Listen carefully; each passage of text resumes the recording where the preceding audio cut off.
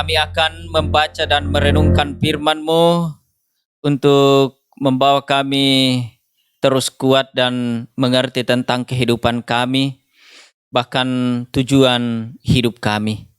Karena itu ya Tuhan, kami berdiri dan membuka hati untuk menyambut firman-Mu pada hari ini. Roh Kudus yang akan memampukan kami untuk membaca, mengerti, dan melakukan firman-Mu ini. Karena itu Tuhan, kami membuka hati di hadapan-Mu. Berbicaralah bagi kami sekalian. Kami semuanya siap menerima firman-Mu. Di dalam nama Tuhan Yesus kami berdoa. Amin. Silakan jemaat Tuhan duduk kembali. Baik, dalam ibadah minggu kita di saat ini, mari kita kembali membuka firman Tuhan yang saat ini saya akan sampaikan bagi kita semua. Saya sudah pilih dari kitab Pertama Samuel. Pertama Samuel pasal 30 ayat pertama sampai dengan ayat yang ke-15. Pertama Samuel atau kitab Pertama Samuel pasal 30 ayat 1 sampai dengan ayat yang ke-15.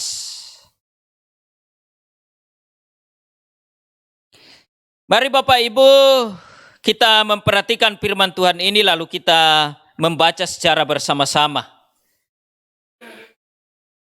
Sekali lagi dari Pertama Samuel pasal 30 ayat 1 sampai dengan 15. Mari kita membaca secara bersama-sama. Sabda Tuhan berbunyi demikian. Ketika Daud serta orang-orangnya sampai Siklak, pada hari yang ketiga, orang Amalek telah menyerbu tanah Negeb dan Siklak. Siklak telah dikalahkan oleh mereka dan dibakar habis. Perempuan-perempuan dan semua orang yang ada di sana, tua dan muda, telah ditawan mereka. Dengan tidak membunuh seorang pun, mereka menggiring sekaliannya, kemudian meneruskan perjalanannya. Ketika Daud dan orang-orangnya sampai ke kota, tampaklah kota itu terbakar habis, dan istri mereka serta anak mereka yang laki-laki dan perempuan telah ditawan.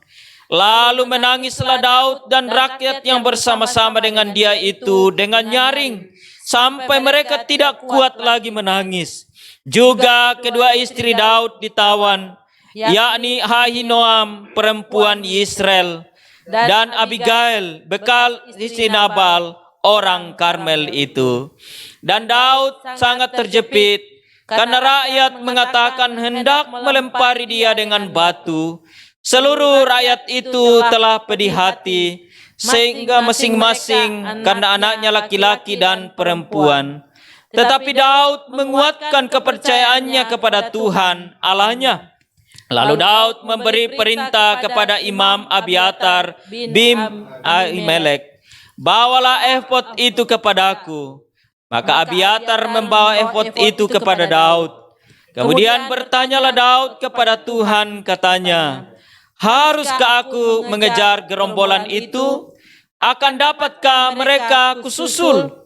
Dan ia berfirman kepadanya, kejarlah, sebab sesungguhnya engkau akan dapat menyusul mereka dan melepaskan para tawanan. Lalu pergilah Daud bersama ke-600 orang yang bersama-sama dengan dia. Dan sampailah mereka ke sungai Besor, sementara orang-orang yang mau tinggal di belakang berhenti di sana. Maka Daud melanjutkan pengejaran itu beserta 400 orang. 200 orang yang terlalu lelah untuk menyeberangi sungai Besor itu berhenti di sana. Kemudian mereka menemui seorang Mesir di padang, lalu membawanya kepada Daud. Mereka beri dia roti, lalu makanlah ia. Kemudian mereka memberi dia minum air, dan memberikan kepadanya sepotong kue ara dan 2 buah kue kismis. Dan setelah dimakannya, ia segar kembali. Sebab ia tidak makan dan minum selama 3 hari 3 malam. Kemudian bertanyalah Daud kepadanya, "Budak siapakah engkau dan dari manakah engkau?" Jawabnya, "Aku ini seorang pemuda Mesir, budak kepunyaan orang Amalek. Tuanku meninggalkan aku karena 3 hari yang lalu aku jatuh sakit. Kami telah menyerbu tanah Negeb, orang Kreti, dan daerah Yehuda, dan tanah Negeb Kaleb, dan Siklak telah kami bakar habis." Daud bertanya kepadanya, "Dapatkah engkau menunjuk jalan kepadaku ke gerombolan itu?" Katanya, "Bersumpahlah kepadaku demi Allah, bahwa engkau tidak akan membunuh aku, dan tidak akan menyerahkan aku ke dalam tangan tuanku itu. Maka aku akan menunjuk jalan kepadamu ke gerombolan itu." Amin. Demikian firman Tuhan yang kita sudah baca bersama-sama pada hari ini.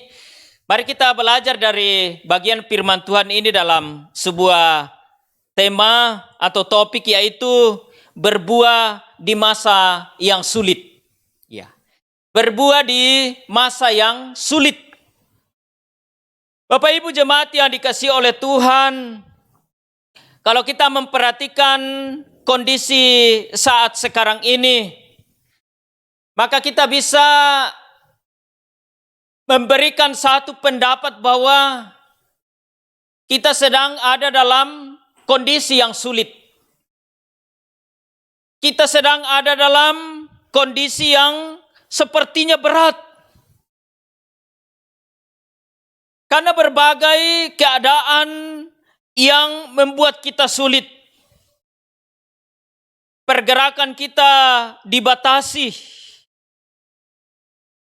Kemudian berbagai kebiasaan-kebiasaan pada masa lalu yang kita anggap baik dan bahkan sudah membawa berkat bagi kita, membawa perubahan-perubahan bagi kita, untuk saat sekarang ini terhenti.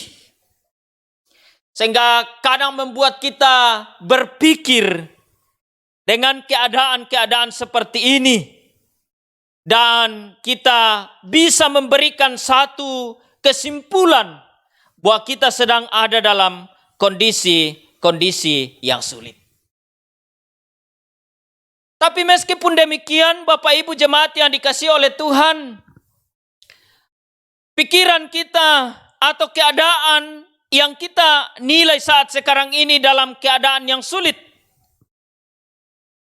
Tapi harapan kita dan kerinduan Tuhan, kita tetap menghasilkan buah-buah yang bermanfaat bagi hidup kita, bagi persekutuan kita, bagi keluarga kita, dan juga bermanfaat untuk kelangsungan kehidupan kita di masa-masa mendatang.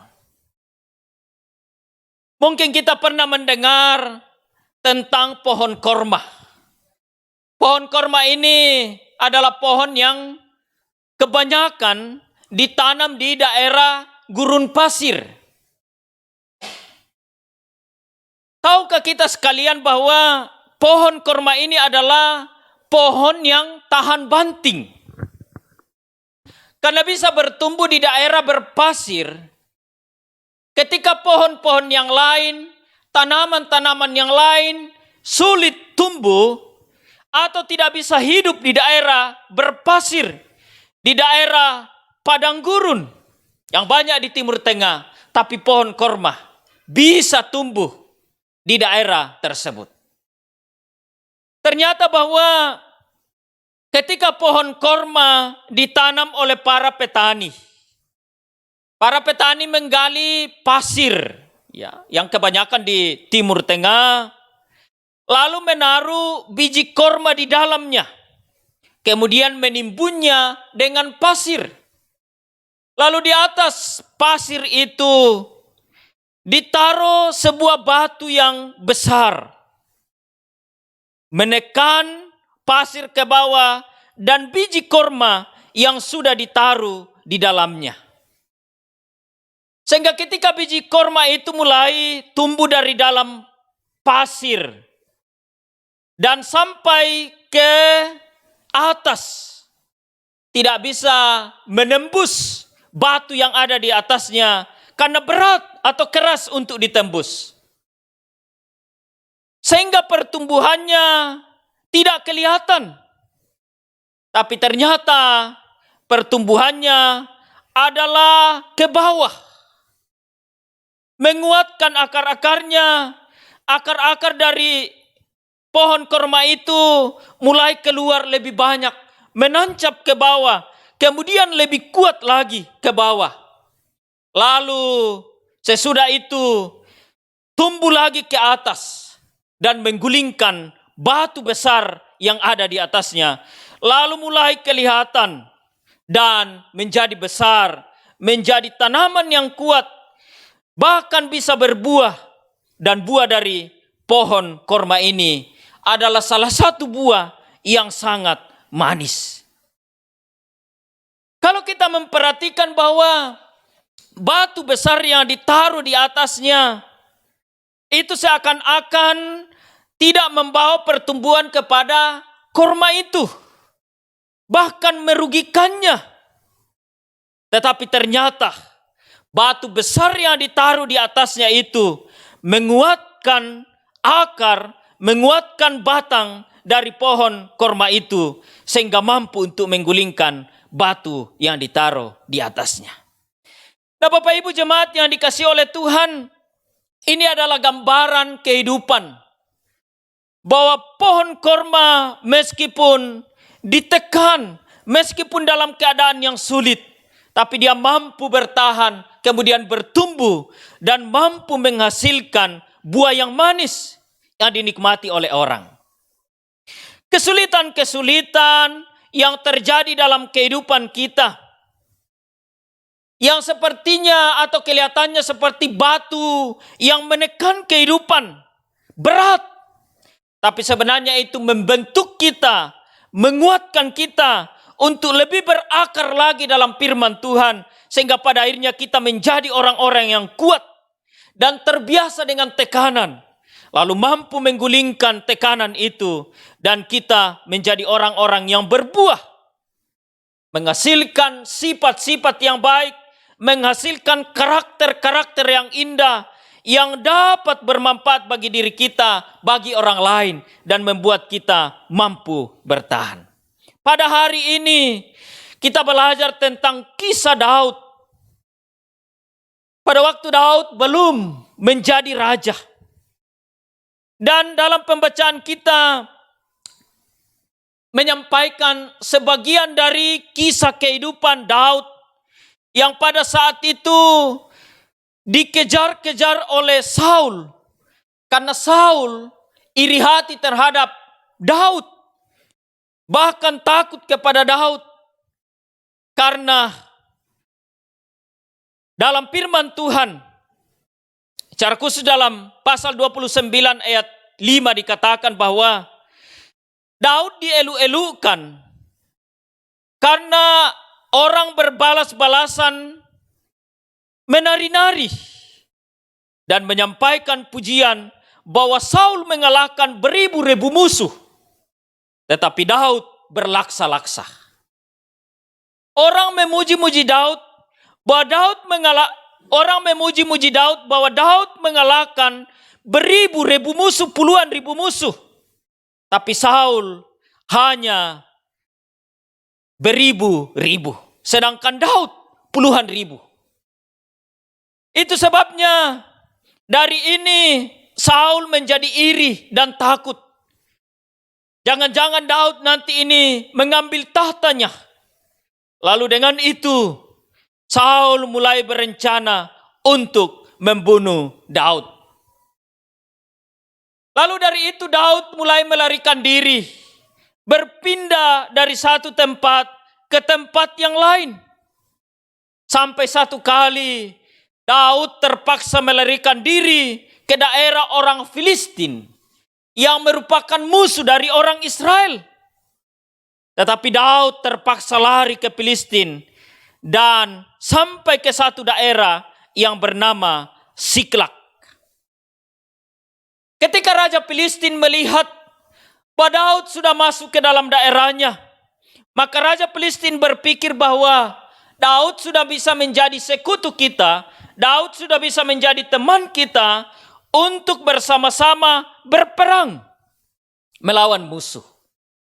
Tetapi ketika mereka masuk dalam peperangan, di situ ada orang Filistin, Raja Filistin, dan juga Daud bersama-sama dengan dia, bersama dengan sejumlah orang yang mengikuti Daud.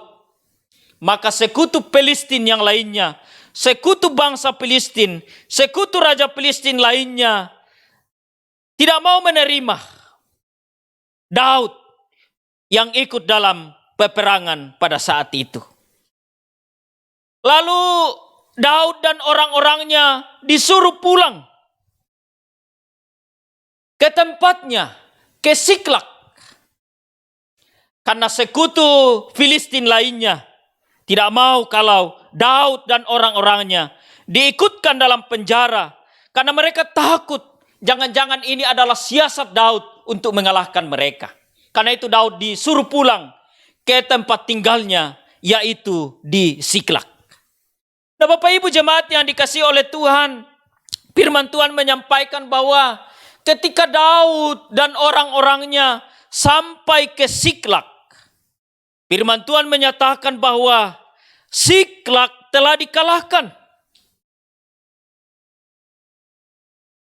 Siklak telah rata dengan tanah, dibakar oleh orang-orang Amalek. Karena ketika orang Amalek tahu bahwa Daud sudah keluar untuk berperang, yang tinggal adalah perempuan dan anak-anak, maka orang Amalek memasuki daerah itu, lalu mengalahkannya. Firman Tuhan mengatakan membakarnya, lalu menjara semua yang ada di dalam kota itu. Bahkan firman Tuhan mengatakan anak-anak, para perempuan, bahkan apa yang menjadi harta milik Daud di kota Siklak itu dijara oleh orang-orang Amalek.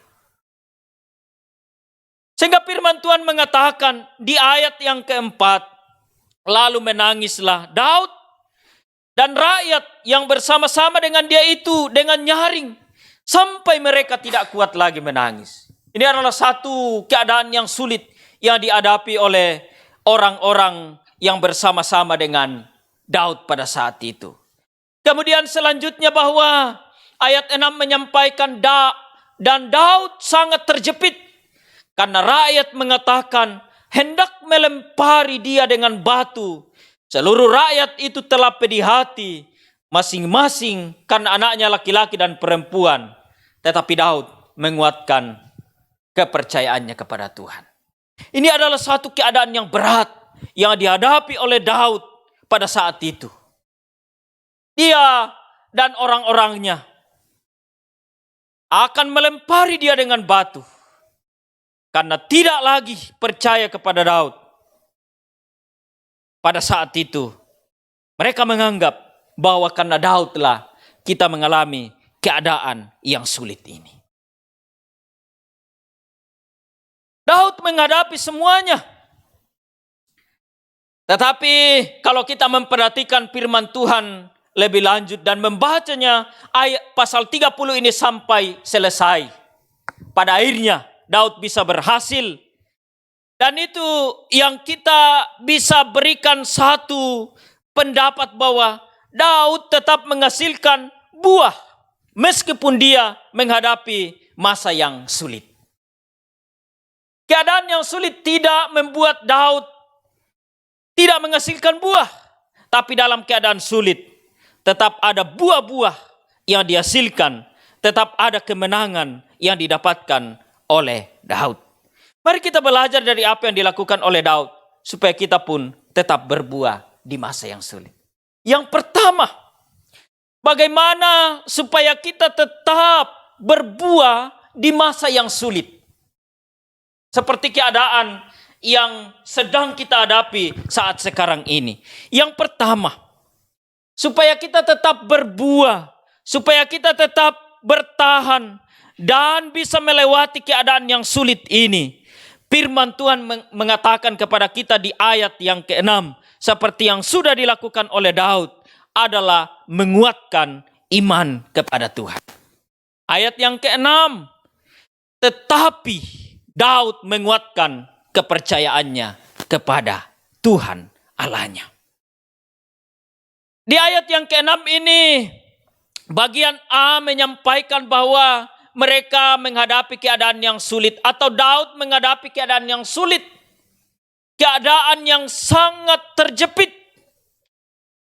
Tetapi selanjutnya, bagian yang terakhir, tetapi itu berarti bahwa Daud ada satu kelebihan yang bisa dia andalkan untuk menghadapi keadaan yang sulit itu, keadaan yang terjepit, yaitu menguatkan kepercayaannya kepada Tuhan. Bapak Ibu jemaat yang dikasihi oleh Tuhan, iman itu biasa diibaratkan seperti otot, ya, seperti otot kita manusia yang makin kuat berkembang ketika diperhadapkan dengan tekanan. Ya. Jadi iman itu ibarat seperti otot kita manusia yang makin kuat berkembang ketika diperhadapkan dengan tekanan. Tahukah kita bahwa seorang binaragawan, ya, binaragawan itu yang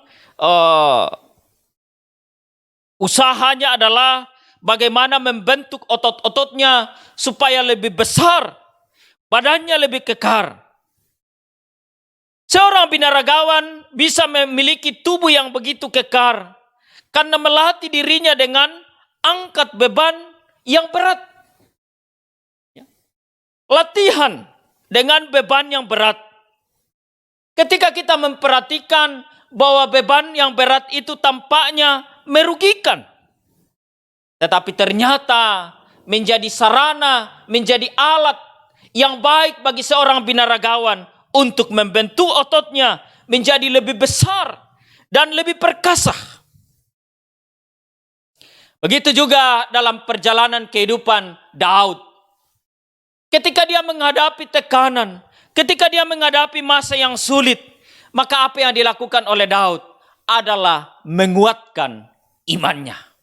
Menguatkan kepercayaannya kepada Tuhan. Kepercayaannya adalah selalu mengingat janji-janji Tuhan dalam hidupnya. Itu yang kembali meresap dalam kehidupan Daud. Lalu dia kembali kuat menghadapi kesulitan yang ada. Menguatkan iman kepercayaannya kepada Tuhan. Nah, dalam pembacaan kita pada saat ini, bagaimana caranya supaya kepercayaan itu menjadi lebih kuat lagi? Ayat 7 dan 8 menyampaikan seperti ini. Lalu Daud memberi perintah kepada Imam Abiatar bin Ahimelek, bawalah efod itu kepadaku. Maka Abiatar membawa efod itu kepada Daud. Kemudian bertanyalah Daud kepada Tuhan, katanya, haruskah aku mengejar gerombolan itu? Akan dapatkah mereka kususul? Bagian ini adalah merupakan doa dari Daud kepada Tuhan ketika dia menghadapi kesulitan. Nah, untuk menguatkan kepercayaan Daud, maka dia berdoa kepada Tuhan. Ya. Jadi hal yang pertama yang bisa menguatkan kepercayaan kita kembali adalah ketika kita berdoa kepada Tuhan. Mengambil sarana doa itu yang sudah diberikan oleh Allah bagi kita untuk datang di hadapan hadirat Tuhan, berdoa.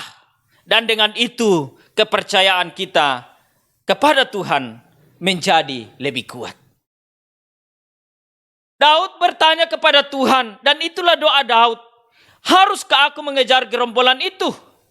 Akan dapatkah mereka kususul? Ini adalah doa Daud kepada Tuhan.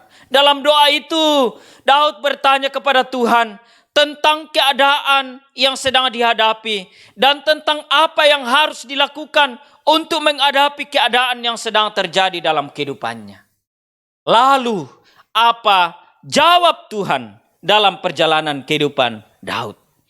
Dan ia berfirman kepadanya.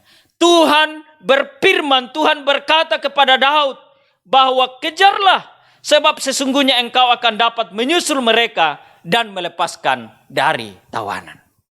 Yang kedua, untuk menguatkan kepercayaan kita kepada Tuhan, selain tetap berdoa, juga tetap mendengarkan apa yang difirmankan oleh Tuhan.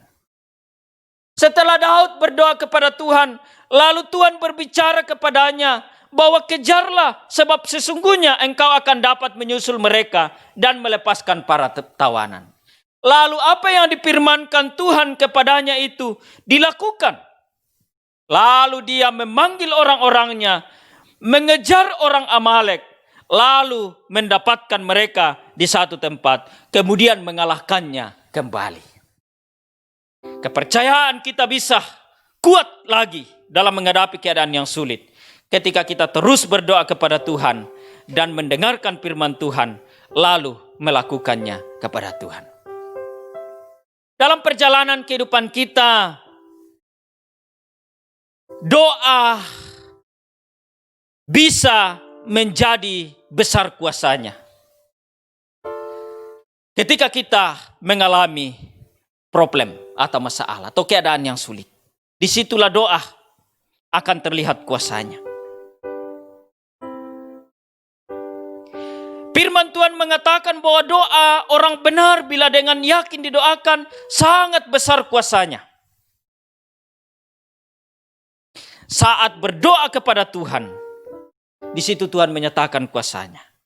Tetapi ingat, berdoa kepada Tuhan, kadang juga Tuhan menyatakan bagi kita apa yang harus kita lakukan. Yang Tuhan perintahkan itu harus kita lakukan, itu harus kita turuti, supaya kita kuat menghadapi keadaan yang sedang terjadi.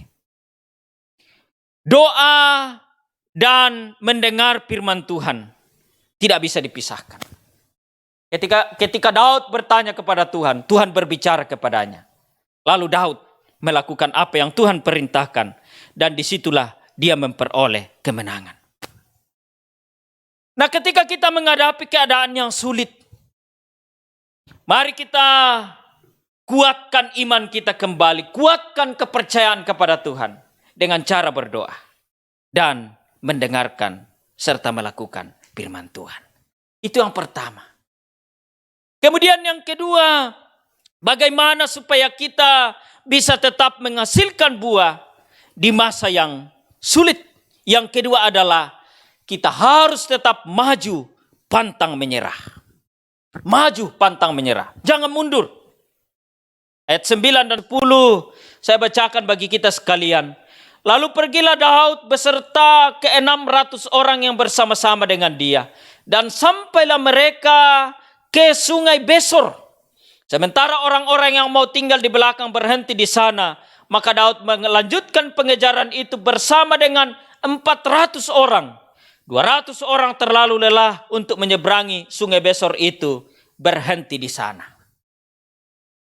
Daud pergi bersama dengan 600 orang. Orang-orang yang bersama dengan dia atau anak buahnya. Tetapi ada 200 orang yang firman Tuhan katakan bahwa mereka terlalu lelah untuk menyeberangi sungai Besor. Sehingga yang 200 orang ini berhenti. Tinggal 400 yang berangkat bersama dengan Daud untuk mencari dan memerangi orang Amalek. Lalu yang 400 ini pergi. Berkurang 200. Tetapi dalam keadaan seperti itu, Daud tidak pantang menyerah. Daud tetap mengandalkan yang 400 itu untuk pergi. Daud tidak mengatakan bahwa karena jumlah kita berkurang 200, mari kita tinggal atau mari kita kembali. Nanti yang 200 ini kuat kembali, lalu kita pergi. Tapi mereka pantang menyerah. Mereka terus maju untuk menghadapi orang-orang Amalek itu. Kesulitan demi kesulitan ini dihadapi oleh Daud. Tetapi Daud tidak menyerah. Dia tidak pantang menyerah. Nah, kesulitan demi kesulitan juga pun akan datang dalam kehidupan kita. Tetapi yang Tuhan mau, dan supaya kita tetap menghasilkan buah dalam masa yang sulit, ketika kita tidak menyerah. Jadi kunci utamanya di sini adalah jangan kita cepat menyerah. Jangan kita cepat menyerah.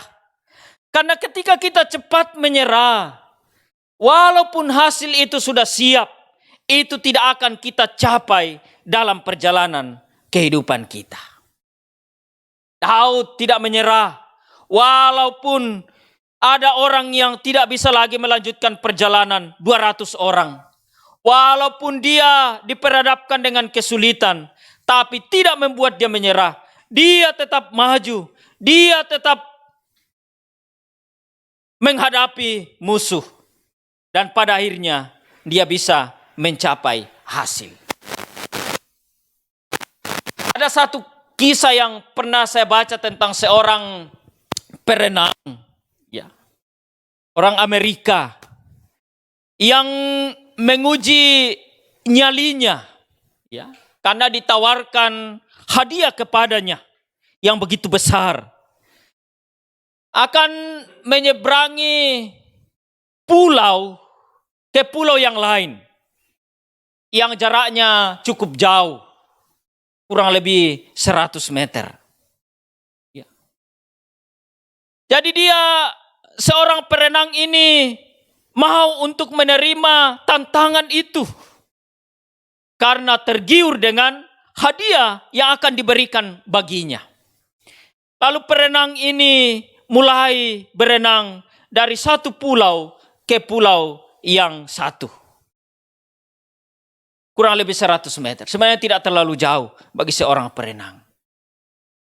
Tapi karena kondisi yang tidak memungkinkan, adanya salju yang membuat dia dingin dan tidak bisa memandang pulau yang satu yang ada di depannya. Sehingga sebenarnya ketika dia sudah berenang ke pulau yang satu itu, dia hampir sampai. Tapi sebelum dia sampai, dia sudah angkat tangan memperlihatkan bahwa dia menyerah. Lalu perahu yang mengikuti, sekoci yang mengikuti, langsung mengevakuasi orang itu naik ke atas sekoci. Lalu membawanya terus ke pulau yang satu itu. Dan ternyata hanya sedikit lagi dia bisa sampai di pulau yang satu itu. Tapi karena kabut, sehingga dia tidak bisa melihat pulau itu, sehingga dia berhenti. Seandainya dia bertahan sebentar saja, maka dia bisa sampai ke pulau itu. Cepat menyerah. Kabut itu merupakan tantangan bagi dia untuk terus berenang ke depan. Tapi dia berhenti karena tantangan itu. Perjalanan kehidupan kita memang harus menghadapi masa-masa yang sulit. Tapi yang harus kita pegang teguh, bahwa kita harus kuat, tidak boleh cepat menyerah. Ada satu pernyataan yang mengatakan bahwa masa yang sulit tidak akan bertahan. Ya. Masa yang sulit tidak akan bertahan.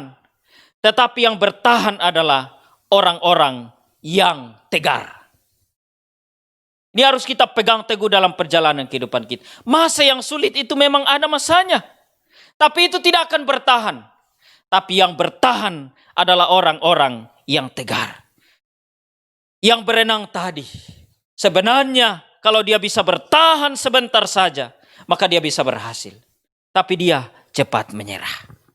Karena itu masa yang sulit yang kita akan hadapi. Kita akan tetap berbuah ketika kita pantang menyerah. Jangan menyerah. Hadapilah dengan sebuah harapan bahwa Tuhan menolong kita. Kemudian yang terakhir, Daud bisa tetap menghasilkan buah di masa yang sulit. Dan juga kita bisa tetap menghasilkan buah di masa yang sulit ketika kita menolong orang yang sulit. Ya, menolong orang yang sulit.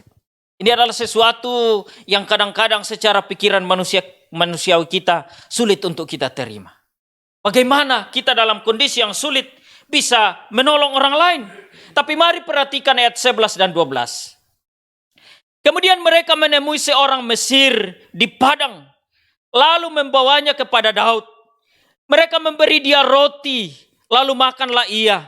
Kemudian mereka memberi dia minum air, dan memberikan kepadanya sepotong kue arah, dan 2 buah kue kismis.